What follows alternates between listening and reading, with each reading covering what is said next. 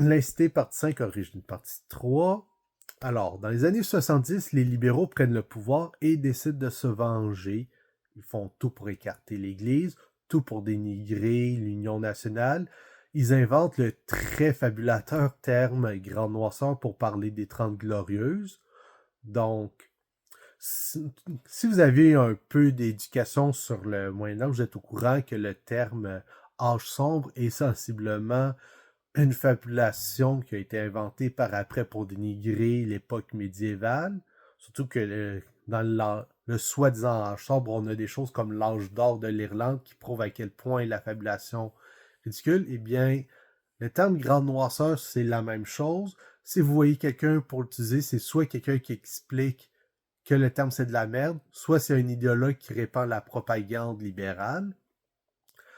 Or, parmi toutes les choses pour écarter, dénigrer, ainsi de suite, les libéraux font entre autres une réforme de l'éducation et de la santé où l'État s'accapare ça, fait des réformes, ainsi de suite.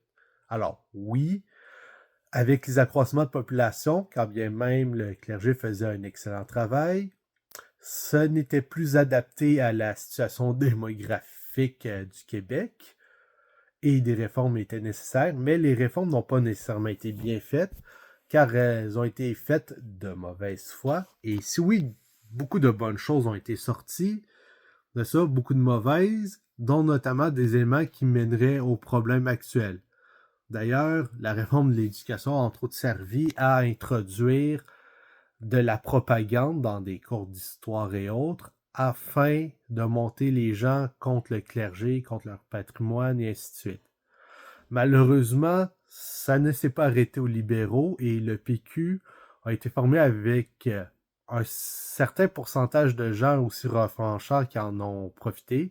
D'ailleurs, plusieurs membres du PQ étaient des libéraux repentis, mais malheureusement pas complètement repentis. On pensera entre autres à René Lévesque, le premier ministre le plus admiré, mais qui malheureusement, en tant qu'ex-libéral repenti, n'était pas complètement repenti et a continué sur la lignée.